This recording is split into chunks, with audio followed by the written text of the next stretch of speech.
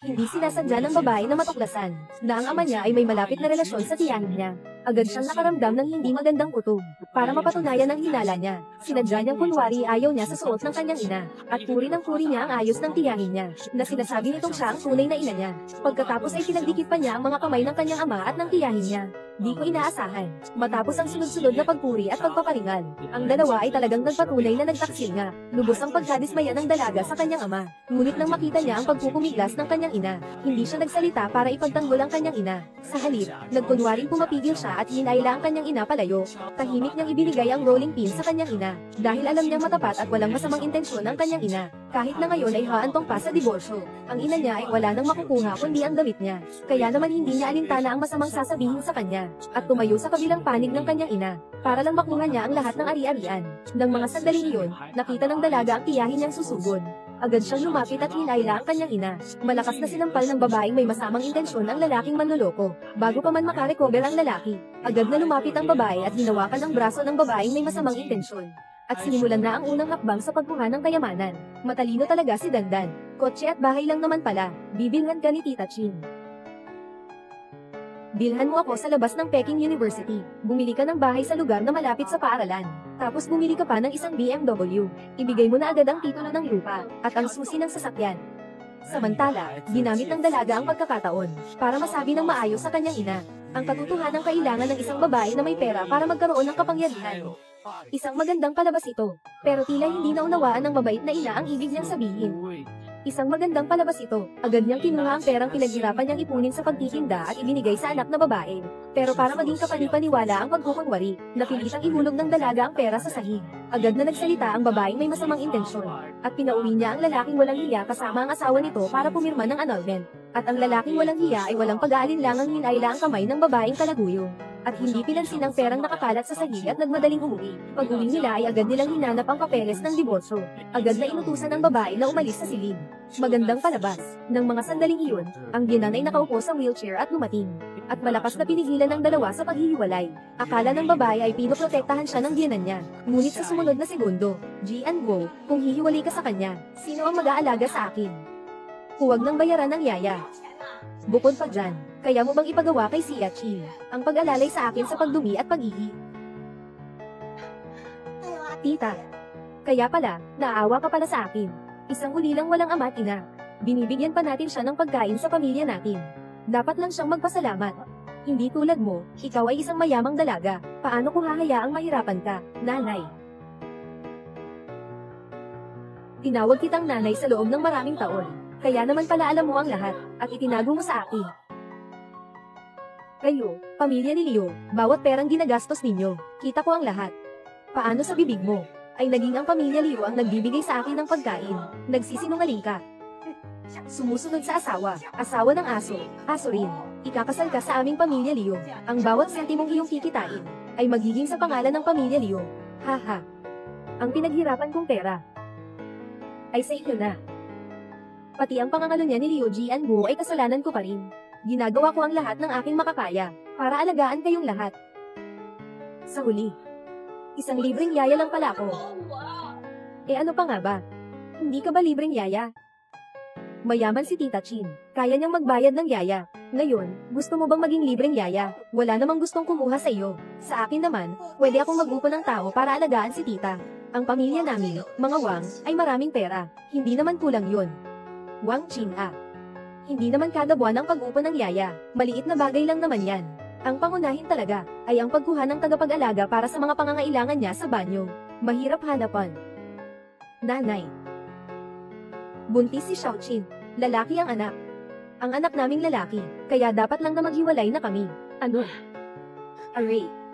Tita. Ayaw magdiborsyo ni Li Keo ngayon. Sinasadya niyang pahirapan ako, para lang hindi ko makuha ang anak ko sa sinapupunan ko, bilang isang anak sa labas. Li Keo, hindi ko akalaing ganoon ka kasama ang loob mo. Lumayas ka sa bahay namin. Umalis ka. Narinig mo ba yan, Mama? Hindi lang kita gusto ng tatay ko, pati ang lola ko ayaw na rin sa'yo. Araw-araw mo siyang inaalagaan, inaasikaso mo ang lahat ng kanyang pangangailangan. Anong ginagawa mo pa rito sa bahay? Ayoko rin sa'yong mahirap na ina. Nahihiya na nga ako sa'yo. Simula ngayon, gusto kong si Tita Chin ang pumunta sa Parents-Teacher Conference para sa akin. Ha ha ha.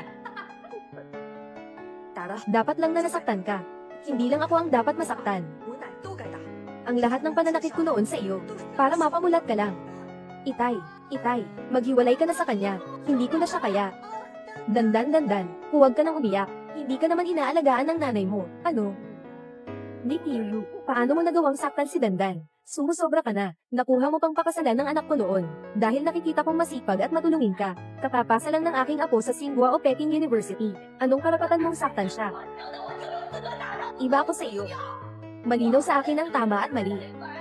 Hindi niya nirerespeto ang mga taong nagpalaki sa kanya, dapat lang siyang sapakin. Lola, tingnan mo siya. Huwag kang matakot, Dandan. Aalagaan kita ng lola mo. Dandan, napahamak ang nanay mo dahil sa pamilyang iyan. Tinanggap na iyon ng nanay mo. Pero ikaw, iba ka sa kanila.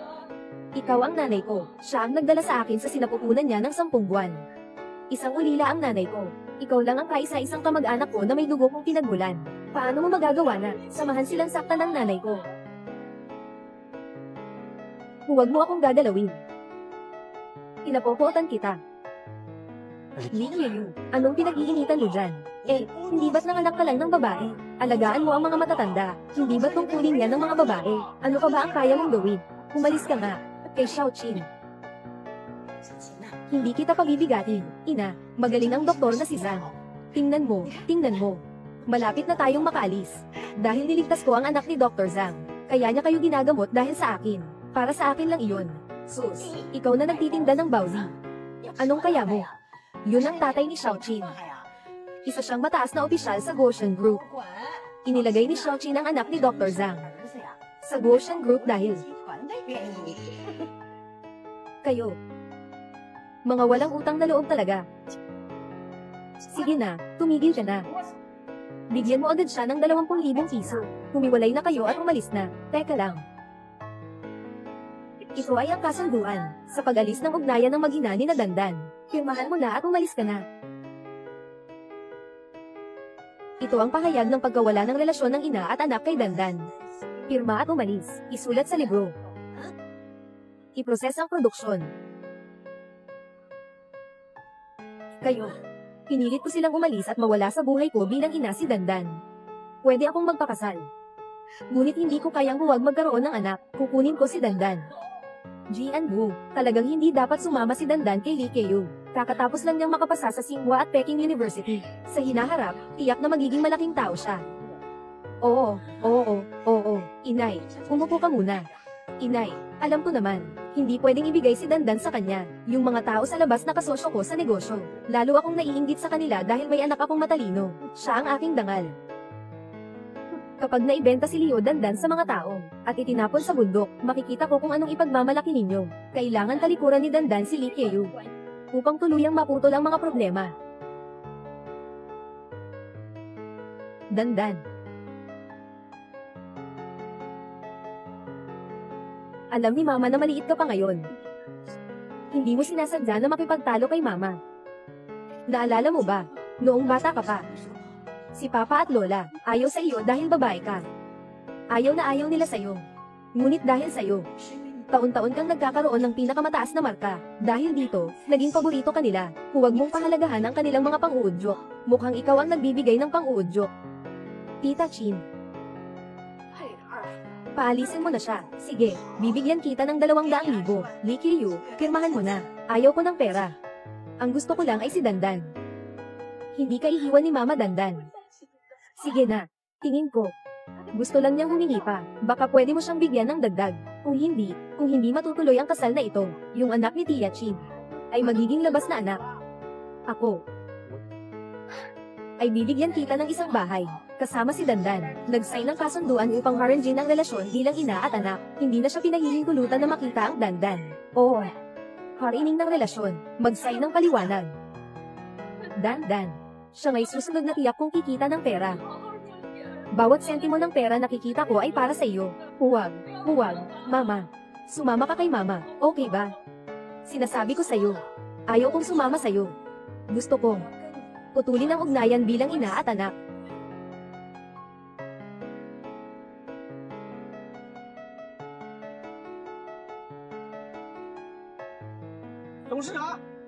Nagbigay daan ang anak ng presidente. Saan siya? Nakita ka na niya noong nakaraan. Tunay lang nangyari, sa labas ng construction site ng bagong proyekto natin kung saan siya nagbebenta ng pandesal. Bawat beses kaming pumunta doon para mag-inspeksyon sa proyekto, laging bumibili kami ng pandesal sa kanya. Nalimutan mo ba yun? Noong taon ng 10 taon ng batang dalaga, naging ampun siya matapos mawala. At naging ulila, pagkatapos ay nag-asawa, at nagkaroon ng anak na babae na tinawag na Leo Dandan. Si Ginang. Dandan ay isang matalinong estudyante. Ngayon ay nakapasok na sa Tsinghua at Peking University. Kahanga-hanga. Kaya, mabilis, kunin ang dalaga. Sige, kunin ang dalaga.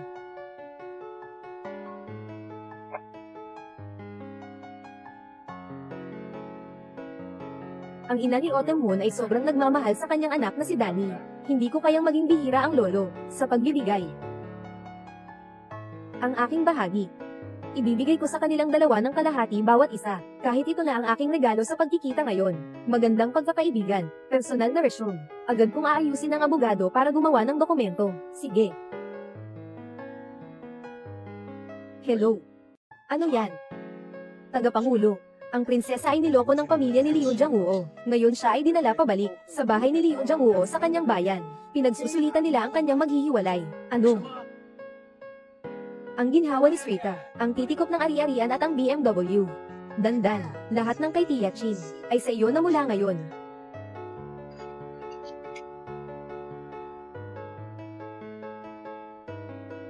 Ito ay isang bilya. Lola, tingnan mo, ito ay isang malaking bilya. At may BMW na sasakyan. Sa susunod, ako ay magiging anak ng mayaman sa paaralan. Haha, ayos lang, Wang Qin, Hindi ako nagkamali sa'yo, dahil kay Wang Qin. Handa na ang lahat, mabilis, pirmahan mo na. Pirmahan mo na. Hindi ako marunong pumirma. Ayaw kong putulin ang relasyon namin ni Dandan bilang mag-ina. Tatay. Basta't mayaman naman si Tia Chin. Yung maliit na kumpanya, wala namang kinikita. Baka mas mabuti pang umalis ka na nang walang dala. Kung hindi, kung magpapatuloy pa ito, mawawalan tayo ng oras. Ngunit ang aking kapatid ay nangangailangan ng registration. Li Qiuyu, pwede mo bang sabihin kung ilang pera ang kailangan mo? Hindi ako interesado sa pera. Gusto ko lang si Dandan. Dandan. Pero hindi rin naman natin pwedeng hayaan na walang pera na umalis ang tatay mo. Lola, si Tatay Kuko, maging madali mukhang kailangan nating magpakasal kay Tita Chin. Anong kaya nang mangyari na si Tita Chin ay magalit? Anong gagawin natin kung siya ay nagpapahiya sa anak na lalaki ko sa tiyan? Kapagod mong mayaman si Tita Chin. Nawalan tayo ng pagkakataon kay Tita Chin. Hindi sigurado kung makakahanap pa ang tatay ko ng mas mahirap kay Tita Chin. Mas maganda kay Tita Chin.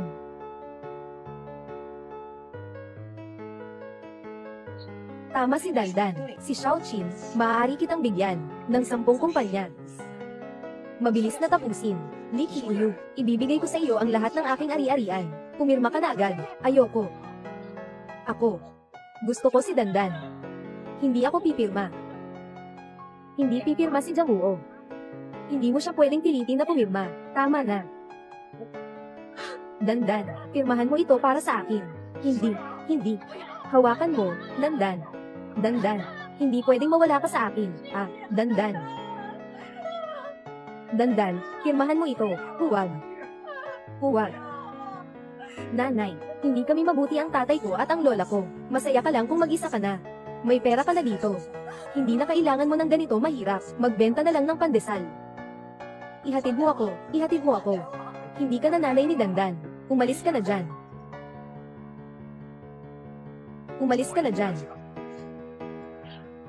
Tingnan ko kung sino pa ang mga api sa kanya. Tito Lee, bakit ka nandito? Qiuyu. Hehe, saan ka nang galing, matanda? Huwag makialam sa aming pamilya. Mag-ingat ka. Sasaktan ng anak ko ang iyong mga binti. Tito Lee, huwag mong hayaan na masaktan ka nila. Simula ngayon, hindi ko napapayagan ang sino man nasaktan ka ulit. Akala ko sino ka. Ikaw pala ang nasa labas. Ayusin mo naman ang bibig mo. Si Tio Lee naman, ilang beses lang ako bumili ng baw. Li Qiuyu. Kahit nagbibenta ka ng almusal, ang dami mong sinasabi. Ikaw talaga yung kababay na, dapat, ay magalawin mong patay. Oo, si Li Qiuyu, sa panlabas ay, mabuti kang tao, ngunit nangangatiwan ng labandera, bigyan mo ako ng berde na sombrero, patayin kita. Ay naku, proud. Kanina, ikaw ang bumugbog kay Qiuyu, Asawa ko yan, gusto kong bugbugin, bubugbugin ko. Walang kailangan sa'yo, ikaw naligaw na lalaki. Ay. Matanda, naglakas loob kang saktan ng asawa ko. Ikaw ay anak ni Wang Shoucheng ng Goshen Group. Si Wang Shoucheng na anak na babae, si Wang Qin. Paano mo nalaman? Kahit sino ka pa. Kung naglakas loob kang saktan ng anak ni Li Guozhong, hindi ka makakalabas ng walang kapalit. Ano? Ikaw ang tatay ni Li Qiyu. Siya ang tatay ko. Hindi ba ako walang magulang? Paano kaya ako may tatay? Ang larawan na ito ay si Qiyu nung bata pa. Noong taon nagkaroon ng festival sa temple. Masyadong maraming tao. Nagkalat kami. Sana hindi ako pumayag. Hindi kita pinagsamantalahan. Papa. Papa. Ang lugar na ito. Nararanasan ko siyang pangarapin. Sige pala. Dito ko sinimulan mawala kay tatay. Hindi ako ano. Sinasabing siya ang aking tatay. Sinabi mo akong ikaw ang aking tatay. Tatay. Shen Yun fire drama. Hindi nakakapagtaka na siya ay lumalaban para sa kanyang ina. Napakabuti. Mayroon na ring ama ang kanyang ina. Huwag na sanang magpakaawa dito. Luma ang bagay. Huwag ninyong pigilin si Liu Jianghuo. Maghihiwalay sila kay Li Qiyu. Anak ng anak ni Wang Shoucheng. Nalalaman na ang tatlo. Tama talaga ang pagtuturo ninyo. Seryosohin natin ang pelikula. Wala na ang pakiramdam ni Jianghuo kay Li Qiyu. Huwag nang magmahal kung ganoon. Magpaalis na agad. Magpaalis na agad para muling mabuhay siya. Huwag nang gantong itapon siya. Di ko maintindihan ang drama. Sino ang magiging aasikaso ko kung magpaalis na ako? Paano naman kung anak ko? Kailangan pa akong umuwi at kumita ng pera. Matandang bagay. Hindi mo pa alam, di ba? Si Jianhuo ay hindi talaga gusto si Li Qiyu. Isang bagay lang siya, na ginagamit bilang libreng katulong. Ay, mali, ang yaya, kailangan pa ng ilang libong piso kada buwan. Ang mga buwan ng taglagas ay mura nga. Bigyan mo siya ng pagkakakilanlan bilang asawa, para na rin siyang nagbubuhat ng mabigat. Hindi na pwedeng magpatumpik-tumpik pa. Dapat kunin ni Manan ang divorce agreement. Punta sa Civil Affairs Bureau para baguhin ang divorce certificate. Pinagmamasdan kayo si Qiyu. Walang pamilya na sumusuporta sa kanya. Siya na nga lang ang makakaya pang ipaglaban. Ha ha ha. Siya ang nagbibigay daan. Hindi mo ba sinasabi na ikaw ang may gawa? Ha ha ha. Ikaw lang talaga. Walang pera at hindi magpapahinga. Anong maaari niyang bigyan siya? Siya ang masaya sa pelikula. Wang Qin, sasabihin ko sa'yo, pwede mong bulihingin ako, ngunit hindi mo maaring insultuhan ang tatay ko. Sasaktan mo ako. Walang makakahampas sa akin dito sa Haicheng. Lolo, magaling si Shen Yun. Kung hindi kaya ng iba, kaya ko. Hindi ko alintana kung sino ka man. Babalik ka rin kita. Isang salita lang, mahihirapan ka. Hindi ka makaalis dito. Narito ka bang susubukan na ipaglaban ni Wang Qin? Ikaw ay patay na. Hindi mo ba alam na hindi mo dapat pinagsamantalahan ang uri ng tao ni Manager Wang? Ang iba ay hindi kaya, ako nga lang. Chen Jun. Hayaan si Wang Shoucheng. Agad na agad. Dilito sa aking harapan. Paano mangyayari yun? Paano niya kayang tawagin ang iyong tatay? Ting. Patawarin mo ako. Hindi siya makakaalam ng aking tatay. Ang aking tatay ay hindi magiging kaibigan sa ganito. Sa mga tao na gumagawa ng hard work sa construction site, naimpluwensyahan lang niya kami para matakot. Pero siya kanina. Kailangan niyang makuha ang atensyon ng tatay ko. Dapat tao siya ng board ng Goshen Group. Mga tao na iyon. Isipin mo kung ganito nga. Hindi na sana siya naghintay para dalhin ang kanyang anak na babae. Loob. Sa loob. Sige lang. Huwag kang manggahas na maglaro ng mga taktika sa akin. Ay, Papa. Dandan. Alam ng lolo mo na ikaw ay mahusay sa lahat. Tama ang ginawa ng mami mo nang isilang ka. Sa mga taong ito, naghirap ka na. Babayaran ka ng lolo ko. Kung talagang lolo ko kayo, dalhin mo na ang nanay ko. Huwag mo akong hadlangan sa tatay ko. May buhay kang ining ni Tita Kang. Anong sinabi mo? Sasama ka ba sa buhay kay Baby 3? O kaya'y pumunta ka na lang at magbenta ka ng breakfast? Ikaw, kung kaya mo lang magporsigido, maaari akong ipanganib ng aming nanay sa isang ginto. Ngayon, ako'y isang anak ng mayaman. Wala kang ambisyon. Wala rin ang aming nanay. Dahil dito, hindi ko kayang ilift ang ulo ko. Maghiwan ka na. Huwag kang mag-influence sa paghihiwalay ng aking mga magulang. Dan. Hindi mo pinapayagang magsalita ka ganito kay lolo mo. Ikaw. Kakatapos ko lang pumirma ng testamento. Ngayon, babaguhin ko na ito. Walang pwesto para sa'yo. Huwag kang magsisi. Ang pinagsisihan ko, ay hindi ko nasabi. Isyuin ko ang ugnayan sa aking mahirap na ina. Kumuha ka ng mga ito at magpasya ka agad na magpaalis si tatay mo. Ay Dandan, ito ang bagong binili ko para sa iyo. Paano ko ibibigay kay Nikiyu? Ito ay pagkatapos kong buwis ang lahat. Ang aking tungkulin sa iyo ay ang pag-alaga. Huwag maghintay hanggang matanda na at hindi na kayang gumalaw. At magbalik ka pa sa akin para alagaan kita. Nakita kong hindi pa ako nagsisipag-isip ng mabuti. Bakit mo ginawa ito kay nanay? Ang pinakamahal ng iyong ina ay ikaw. Ang kanyang puso ay gawa rin sa laman. Paano mo siya masasaktan? Si Liu Jianguo ay isang ulol. Pinagkanulong niya ang iyong ina. Hindi siya naghihirap o nanhihimasok. Ang tanging gusto niya ay ikaw. Sino bang may pakialam kung gusto niya ako? Ako ang ayaw sa kanya. Hindi mo ba nakikita? Mama. Kapag nakuha mo na ang divorce certificate, magsasagawa ka na ng tunay na kalayaan. Hindi na sila dapat magpatuloy sa pang-aabala sa iyo. Mabilis, maghiwalay ka na. Bilisan mo. Kung hindi ka pa maghihiwalay, mamamatay ako para ipakita sa inyo. Ay naku. Hawakan mo ang kasunduan sa paghihiwalay. Kumuha ka ng sertipiko ng kasal at umalis ka na. Sertipiko ng kasal at si Dandan. Isa lang ang maaari mong piliin. Nikiyu, huwag kang maging hindi marunong tumano ng utang na loob. Sasakyan, bahay, at mayroon ka ng pera. Kahit hindi ka na magbenta ng almusal sa hinaharap, sapat na ito para sa natitirang bahagi ng iyong buhay. Ano pa ang hindi mo natutuklasan? Ang pinakamimiti ng ina ay ikaw. Dandan, noong ipinanganak kita, sobrang dugo ang lumabas. Ikaw ang bata, na inuwi ko mula sa pagdalaw ng kamatayan. Paano mo ako iiwanan? Ano bang ginawa kong mali? Ha? Ganyan mo ako tratuhin. Anong babae ang hindi nanganak? Buhay o patay? Bakit kayo nag-aaway? Anong ingay yan? Tatay. Gusto kong magpakasal kay Jianguo. Ayos. Ha. Tatay, kilala mo siya. Naka-uniforme siya ng Goshen Group. Narito ang uniforme ng mga empleyado ng subsidiary. Sino ka? Li Guozhong. Ginoong tagapangulo. Siyempre. Ha. Ang yaman ng ginoong tagapangulo ay tribune. Paano nangyari na napunta tayo sa ganito? Sira-sira at mahirap na lugar. Ginoong direktor. Alin sa mga ito ang hindi naka-personalize? Nakasuot ng sira-sirang uniforme at lumabas. Talagang nakakabighani.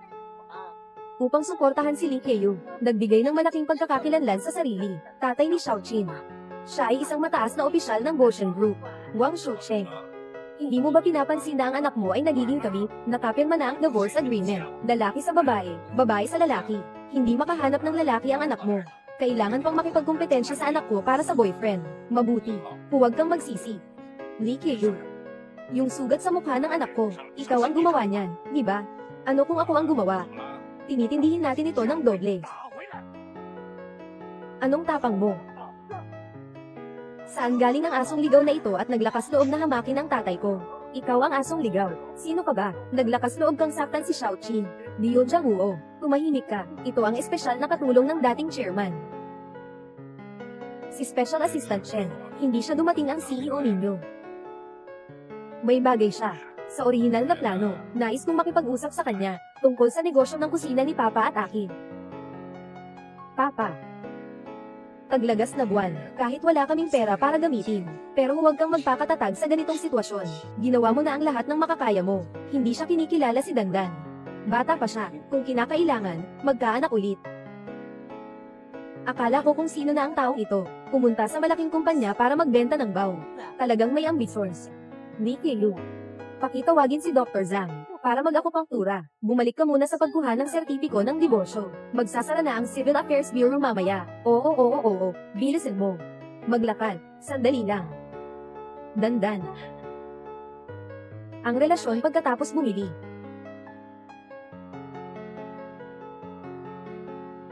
Mag-ayos kayo ng tila. Dr. Zhang, kaya siguro ngayon ay dapat unang. Tangayan ng aking binti, kailan tayo darating? Narinig ko na naghiwalay sina Liu Jianguo at Qiyu.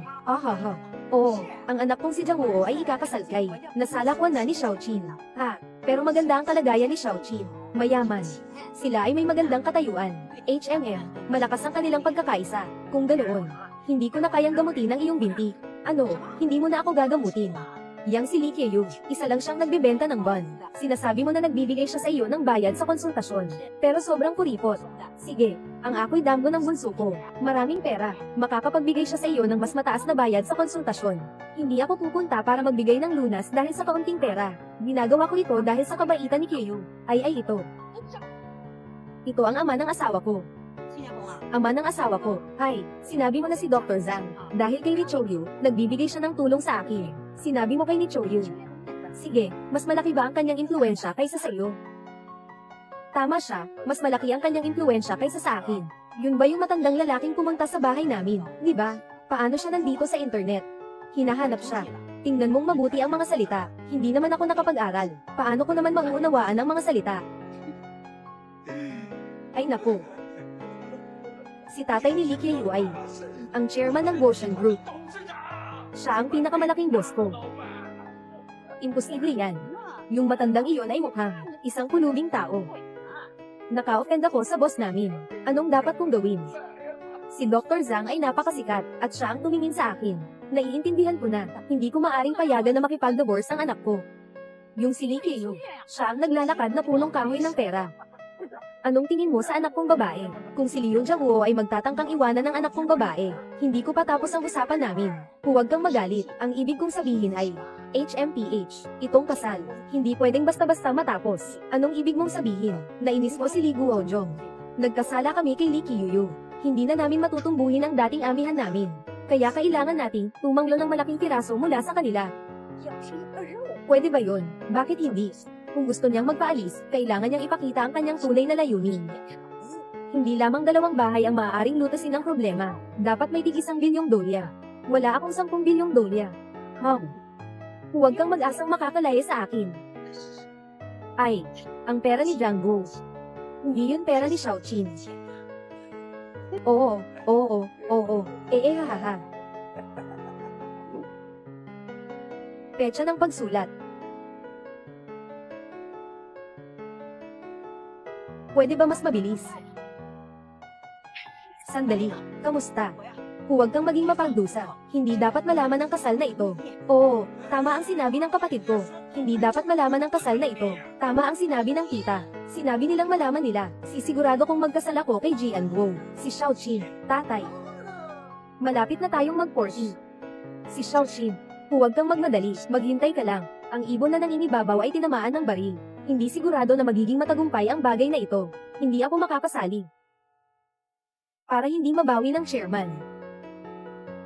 Hindi ba't sinabi natin kanina, na ipapadivorce ko ang mga magulang ko? Tumahimik ka, ikaw, walang kwentang tao. Huwag kang magingay dito sa akin. Nanay. Paano mo nasabi yan kay Dandan? Kaya nga, tita, minsan, napakamahigpit mo kay Dandan. Paano mo magagawang magsalita ng ganyan na nakakasakit sa kanya? HMM, isang pabayang anak. Ano ang aasahan ko sa kanya? Makapagbigay ng karangalan sa pamilya. Dan, Lola, dahil sa paglalago, nagkakabahala siya ng katawan. Nagkasakit ang katawan niya. Kaya lang niyang magsalita ganyan. Huwag kang magalit Dan. Narinig mo ba? Ito ang tunay na iniisip ng lola mo. Ayaw mo na bang magpanggap na yon? Teka, maghihiwalay ba kayo o hindi? Wala ka bang kahit konting pangunawa? Hindi mo ba narinig na sabi kong hindi kami hiwalay? Hindi naman ikaw ang naghiwalay. Wala kang karapatan magsalita. Sige na po, follow na po ako. Hindi po. Magpakalayo na po. Umalis. Ay ito po. Sandalang idlit muna natin. Papa, si Liu Jiawo. Oo, si Xiaoqin. Huwag mo akong patunayan ito. Para sa iyo, walang masama, puro mabuti lang. Baka sa hinaharap, maging tunay na mayaman ka na. Tay. Lee Kye-yu, mabilis, tawagan mo si Dr. Zhang. Para, dumaan siya dito at gamutin ang binti ko. Nais kong ipagpalit ni Liu Jiawo ang kanyang asawa. Hindi ko kayo magiging bahala sa inyong balera. Kung hindi mo si Dr. Zhang, sasagutin ang telepono. Hindi matatapos na yon ang kasal. Hindi. Ikaw. Liu, sumunod siya sa kanya. Huwag maggulot ng problema. Pakihatid niya dito para gamutin niya ang aking binti. Ang Dr. Zhang ay isang pambansang sikat na doktor, ngunit hindi na siya makapagsipag ngayon. Oo, gusto kong ipakita sa kanya. Pumunta ka rito para gamutin ang aking binti. Gusto mo bang makipaghiwalay sa kasal na ito? Darating na. Papasok na siya rito agad. Tama nga.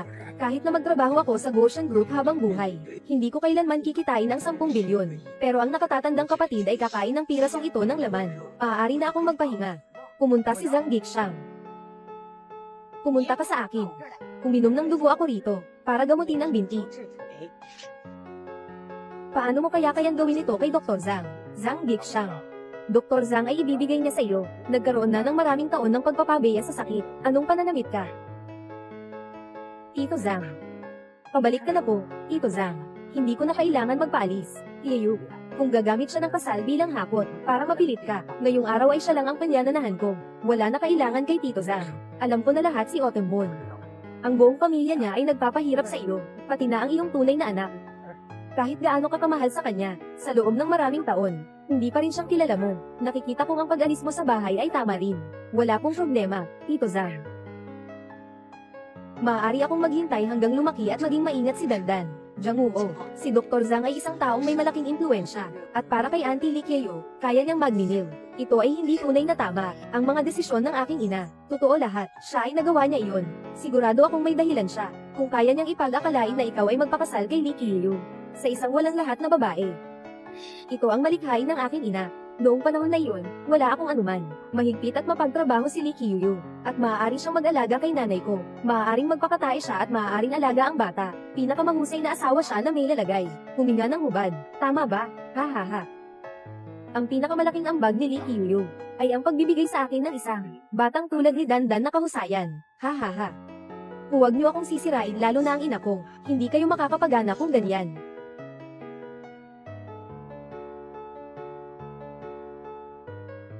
Ay, huwag mo akong sigawan, Tito. Lola, huwag kang sumigaw at pigilin ang nanay kong si Ginang. Kung ayaw mong magkaroon ng mga binti, paghintay ka muna. Maliit na paa. Sinong kausap mo? Sa'yo.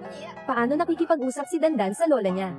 Paalisin mo ang mga magulang ko sa kasal. Si Ginoong Zhang ang gagamot sa iyong binti. Kung hindi, huwag na rin maghiwalay ang mga magulang ko. Huwag na rin magpakasal si Tia Chin sa tatay ko. Sama-sama tayong mapapahamak. Dito sa bahay na ito, sino ang masusunod dito? Noon ikaw ang masusunod. Ngayon ako na ang masusunod. Kung hindi, tanungin mo ang tatay ko. Sa hinaharap, ikaw ang mag-aalaga sa kanya. O ako. Ipaglilingkod. Ikaw ay inaasahang mamatay bago ang iyong tatay, kaysa sa akin. Ako ang iyong tunay na ama. Ikaw ay ginagamit mo ang pagbibigay ng pangangalaga at paglilingkod sa huling araw upang ipakita ang iyong galit sa akin. Dandan ay lahat para sa akin. Sa hinaharap, siya ay nasa likod ako ng pamilya Liu. Jiangu, si Dandan ay bata pa. Kailangan na talaga siyang sampailin. Sa isip niya ngayon, ay tungkol lang sa pera mo. Gagawin niya ang lahat para sa pera. Hindi na siya nirerespeto kahit ang kanyang lola. Sino man ang mabuti sa akin, siya ang nirerespeto ko. Pero kanina, tinabi ng lola na ako'y isang lugi. Ang pagbibigay niya ng suporta sa kanyang pagtanda, ay wala nang kinalaman sa akin. Lumalala ka na. Hindi ka ba't nakapasalang sa isang universidad tulad ng Tsinghua o Peking? Oo nga, matibay na ang aking mga pakpak. At saka, nagsasabi ako na tutuperin ko, kung ayaw mong ako ang mag-alaga sa iyo. Sige lang, patuloy kang magmalaki sa harap ko. Malapit ka nang maglimampo. Hanggang kailan mo akong pwedeng takutin? Sinasabi ko sa'yo, maging mabait ka sa akin bilang isang mapagmahal na ama. May sama ng loob ako. Hindi iyon ang ibig sabihin ni Tatay Dandan. Kaya't bilisan mo nang kunin ang sertipiko. Magpakasal kay Tia Chin. Jianyu, huwag talikuran ang kasal na ito. Kung maiiwanan mo ang kasal na ito, malaki ang mawawala sa atin. Alam mo ang tunay na katangian ni Li Qiao. Tama ba talaga siyang makakagawa? Ay di sa trabaho. Hindi ako ang nagsabi niyan sa chairman. Wala akong sinasabi. Li Qiao. Kung hindi ka maglabas ng 10 bilyon, huwag mong isipin na mauuwi sa hiwalayan ng kasal na ito. 100 sapat na. Nakikita kong matanda ka na. Hindi lang hirap na sa paglakad. Pati utak mo sira na. Leo Dandan. Mahal na mahal. Narito ka na ngayon. Nakikibaliwa ka ba ako ngayon? Talaga kang paborito kong mahirapan. Kumain ka na, Tita Chinchin. Ang nanay ko ay matanda na. Ipabalik mo siya. Dahil sa sobrang interes niya, papupuntahin na siya sa nursing home mula ngayon. Ganito talaga kaya? Anong hindi pwedeng gawin? Siya akong tao. Tunay na may dugong mapanglaban. Hanggang sa mga taong nagbibigay buhay, ako ay maaaring magkahiwalay. Paano pa kaya? Siya ang tao na harasahan ako ng harasahan sa harap. Mag-iisip siya ng masamang resulta kapag dumating ang panahon. Si Kata. Ganito mo pala ipinaglaban ng iyong lola. Mapapatay ka ng kidlat at katakan. Kung may ganitong bagay talaga ang kidlat at katakan. Noon pa rin. Naging wala na kami ni nanay. Matagal na siyang naipit ng kidlat. Hindi ka dapat makialam. Jian Wu, tungkol sa kasal na ito, hindi pwedeng hiwalayan. Siya ay isang ganap na tagapangasiwa ng Goshen Group. Ginoong Zhang, kunin mo na ang karayom. Ayusin mo ang mga acupoint, para makapagpahinga ang lola ko. Huwag, huwag, huwag. Hindi ganyan, ha? Lola mo yan. Oh, sana'y huwag ka masyadong magsalita. Champion ako sa Youth Sanda. Gusto mo bang subukan? Hindi, hindi. Hindi, si Leo Dandan ay isang matalinong estudyante. Sobrang dami ng alam. Huwag mo akong patayin. Sinasabi ko sa'yo, mas mabuting huwag ka munang kumilos. Mas masakit pa ito kaysa umupo sa wheelchair. Aba, ang cute ko talaga. Nagiging mapagtibak talaga. Paborito ng langit ang dokumento ng trabaho. Para makamama si Wang Qin bilang nanay niya, gawin na lang ni Dandan anumang paraan. Talaga namang lahat ng paraan ay ginamit niya. Dokumento ng trabaho. Pwede na bang magpatuloy si Aling Zhang? Magbabago na lang ng dokumento ng paghihiwalay ng ama ko, bago natin ilabas ang karayom. Huwag, huwag, huwag, hey, hey, hey.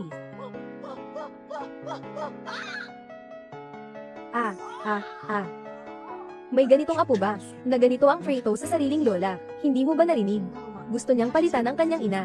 Pinipilit ang sariling ina na makipaghiwalay. Tinutulungan ang kabit na makapwesto. Ngayon ang mga kabataan, ay may mga tumor sa isip nila. Bakit ka pa nakatayo dyan? Hindi ka pa ba kumukuha ng divorce certificate?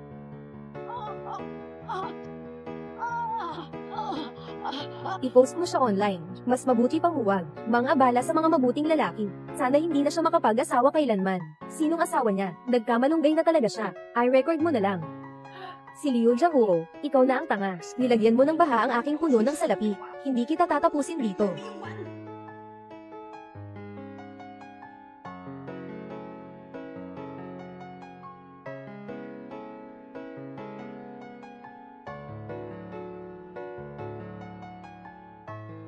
Nanay. Finally, nakaligtas ka na. Finally, malaya na. Mula ngayon, makakasama mo na ang nagsimula na ang buhay may bahay ng madrasta. Hindi na kailangang magalak ng ganyan. Sabi ng iba. May hinhay na ina ay may hinhay na ama.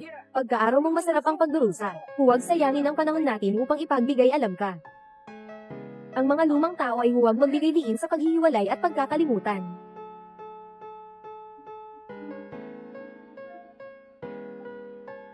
Dandan, ayusin mo na ito. Talagang ayaw mong sumama sa nanay, pagtanggap ng trabaho sa gobyerno, para bang nag-alaga ka ng isang puting asong ulok. Tandaan mo ang sinabi mo. Nakuha mo na ito, tinatanggal mo na ang obligasyon sa pag-aalaga. Simula ngayon, wala na kayong koneksyon ni Keyug, kahit na nakaluhod ka sa harapan ko. Hindi ko pa rin siya tatanggapin bilang ako. Tatay. Si Dandan, bata pa siya. Isa siyang bata. Sadyang na-brainwash lang siya. HMPH, HMPH, sa 3 taon, makikita na ang kinabukasan. ID sa trabaho. Itong bata, wala ng pag-asa. Dr. Zhang, alis na tayo.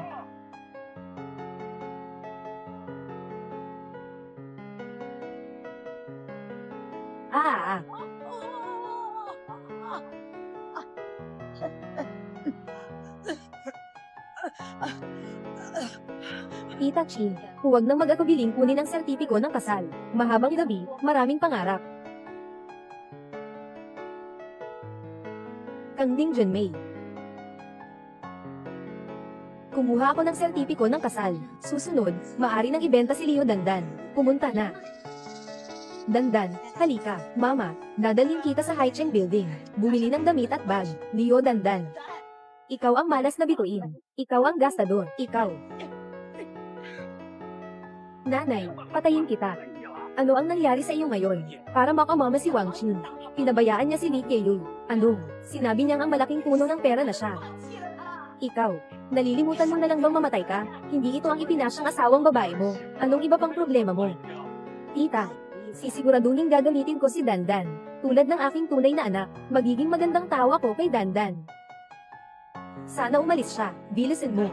Ibalik mo sa akin si Li Keyug. Ibalik mo siya sa akin. Kailangan ko ang pera ko.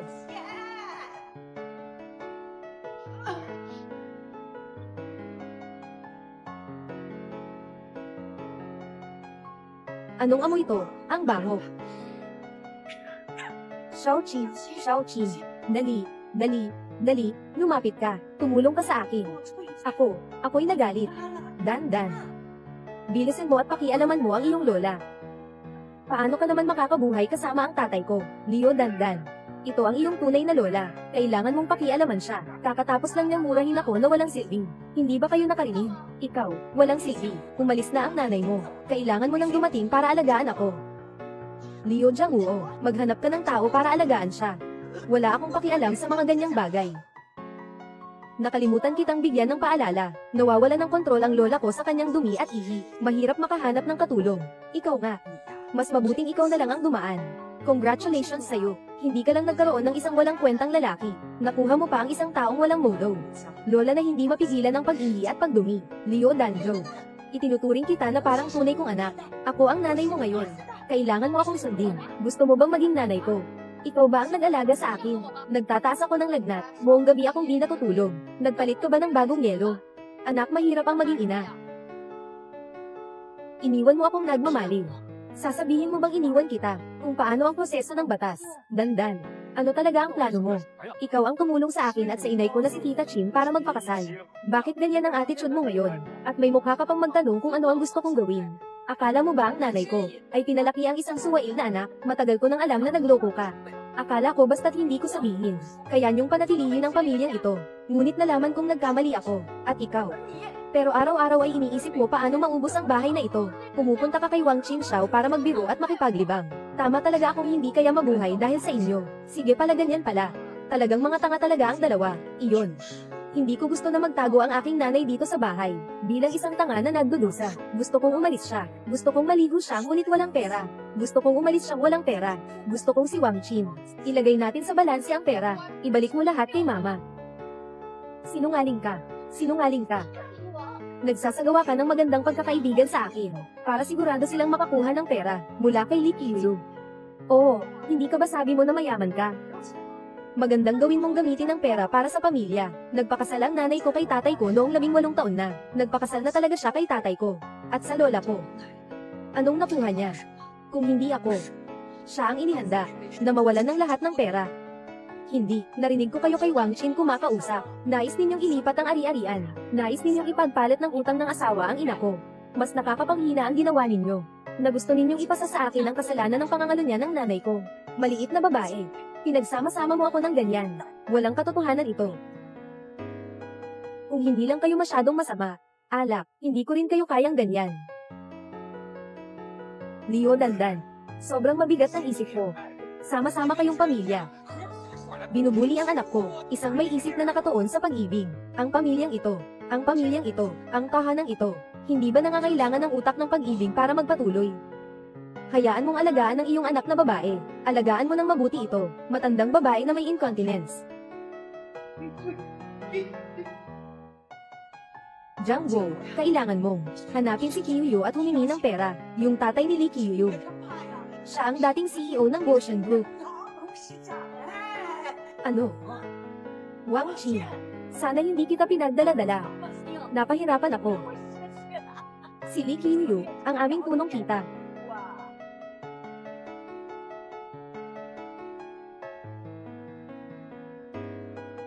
Ha? Ano? Ay, hindi pwede. Huwag kang mag-utos na i-dismiss ako. May malaking pamilya akong kinakailangan pag-aralanin. Kami ay bagong nag-buy ng isang villa sa Clearwater Bay, at kailangan naming bayaran ng 10 million bawat buwan. Kung ang main office ay may reklamo sa akin, maaari akong bumabasa. Kumpanyang pang-division para matuto. Wala nang matututunan doon. Tiyakin na mapapalis ka. Ang kumpanyang Guo Tiang, lahat ng mga kumpanya, ay hindi tanggapin ang pagpapasok mo. Maghanap ka agad ng paraan. Tatay. Anong nangyari? Sisi sa'yo to. Sabi mo, kailangan mong makahanap ng anong klaseng lalaki. Kailangan pa talagang manugang ng chairman.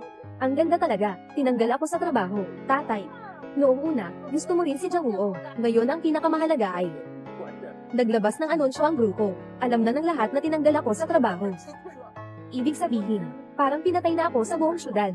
Kasama ka rin sa gulo. Hello. Ano? Ayos lang. Xiaoqi. Lahat ng proyekto ko ay naantala. Lahat ng mga kasosyo ay umatras na. Bigyan mo ako ng bangko na nagbigay ng pautang. Nako. Nako. Bakit ganito, Xiaoqi? Magkano pa ang pera mo? Anong balak mo? Pahiram ka muna sa akin. Hintayin mo na matapos ang turnover period ko. Babayaran kita ng doble. Wala na akong masyadong pera.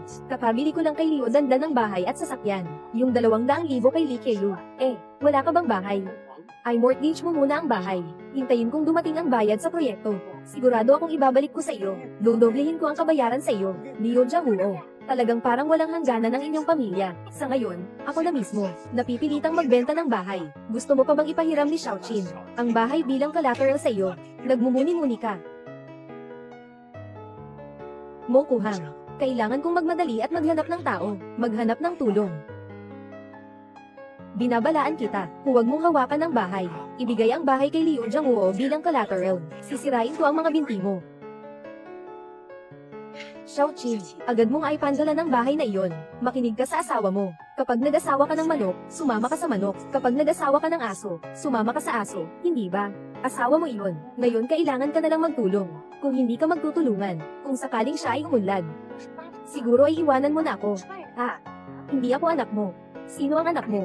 Sana'y siyang humingi. Ay, Wang Qin. Ikaw, maliit na cute. Bumalik ka sa akin.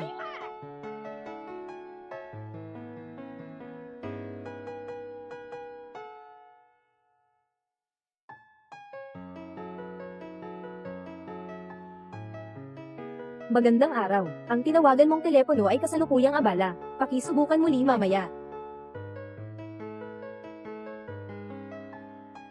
Tatay. Si Dandan. Sigurado akong naisip na lang siya.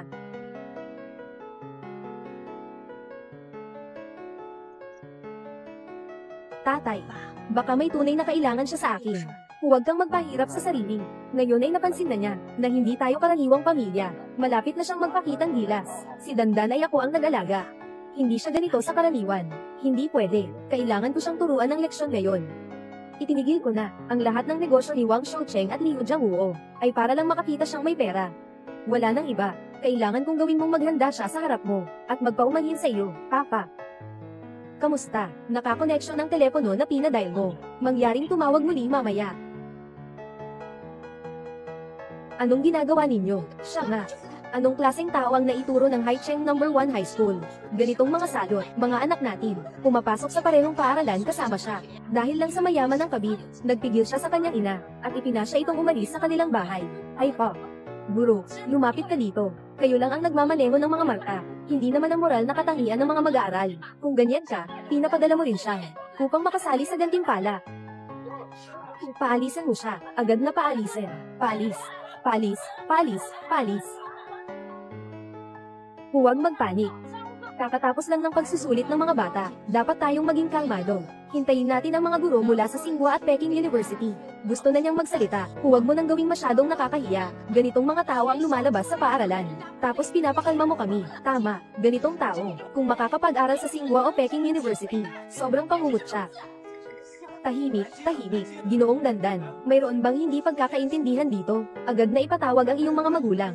Para ipaliwanag sa lahat, sige. Magandang araw. Ang iyong tinawagang numero ay naka-off. Hindi niya binibigyan ng pansin ang telephone mo. Sa ganitong mahalagang oras, hindi niya dumadating. Guro, tingnan mo. Iyon nga. Pinipilit niyang magpa-divorce ang kanyang ina. Matutulungan ba siya na manatili sa paaralan? Anong nagiging sanay mo? Mag-apply ka na ng kahit anong dokumento para magpa-divorce. Ikaw, paano mo kaya gawin ang ganito? Nagtrabaho ang iyong ina para mapalaki ka. Paano mo kaya? Alam mo, guro, actually, hindi talaga ganito ang nangyari. Ngayon, dapat ipahayag ang mga krimen ni Leo Dandan. Hindi siya dapat makapasok sa Tsinghua at Peking University. Kung hindi ito maaksyonan, magreklamo kami sa kagawaran ng edukasyon. Walang pakialam ang kanyang mga magulang sa kanya. Ngayon, kami ang magiging guro niya para sa kanyang mga magulang. Ayos, turuan mo siya ng mga magulang niya. Huwag gumalaw, huwag gumalaw. Leo Dandan, napakasama ng ginawa mo sa akin. Sobrang mura ng nakuha mo sa pang-aabuso sa akin. Ibebenta na kita mamaya. Tatay, hayaan mo akong makilala si Dandan, Keo. Ikaw ang kanyang tunay na ina. Ganyan ba siya sa'yo? Walang malasakit. Paglaki niya, ganun din ba? Huwag kang magpapatanga. Ano? Napapalo na si galing Miss Dan.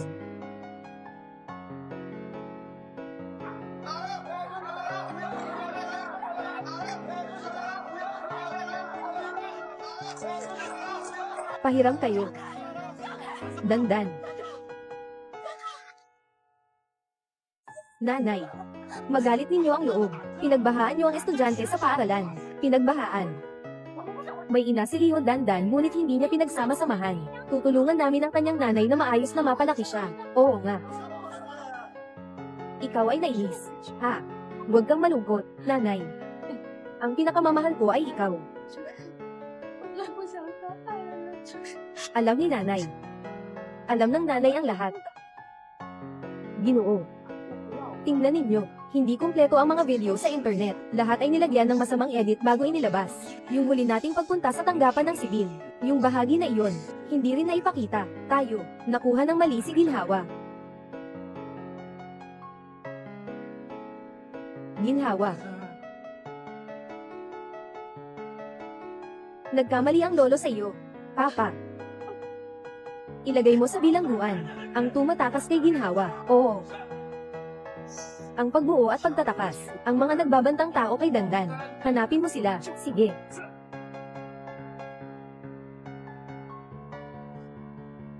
Xiaoqin, hanapin mo si Dr. Zhang. Sobrang sakit na ng mom ko.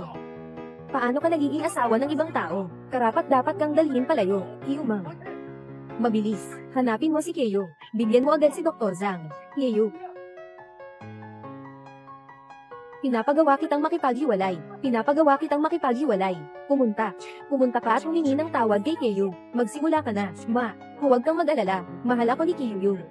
Gagawan ko ng paraan para maibalik ang kanyang puso. Anong ginagawa mo dyan?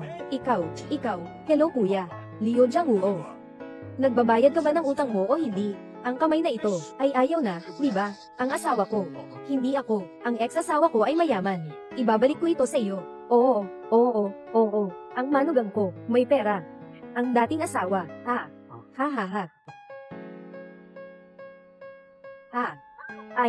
Ay, anak. Anak. Ay. Sumigaw kayo. Mag-ingat tayo ngayon. Hawin natin lahat. Ilipat natin lahat. Ang mga bagay ni Dandan, huwag niyong sirain ang lahat, mabilis. Ginoo Chairman, nakaayos na lahat.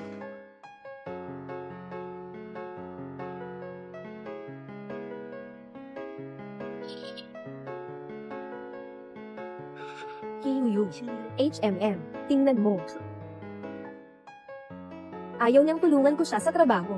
Nanggatakot akong makakaapekto sa aking pag-aaral. Nanay. Wala akong problema. Wala talaga. Ito lang ang problema ko palaging. Pumunta kang magbasa ng libro. Siya ay ganap na ganyan. Parang isang maliliit na giant. Pinupuno niya ang nabubulag na bahay. Wala siyang tatay o nanay. Paano mo nililinis ang mga plato? Sumapit ka rito. Wala na. Sumapit ka. Halika. I-wipe mo ang iyong kamay. Dapat hindi niya alam. Ang bata na nasusunod ng kanyang mga magulang. Ano ang pakiramdam nito? Pero alam ko, ang mga batang pinalaki ng ina na nagmamahal, ay napakasaya. Mama, makipagdiborsyo ka na. Tutulungan kitang makuha ang nararapat sa iyo.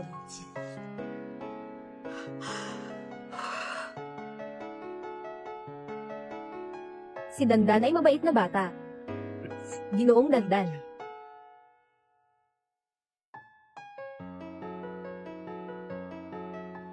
Dandan.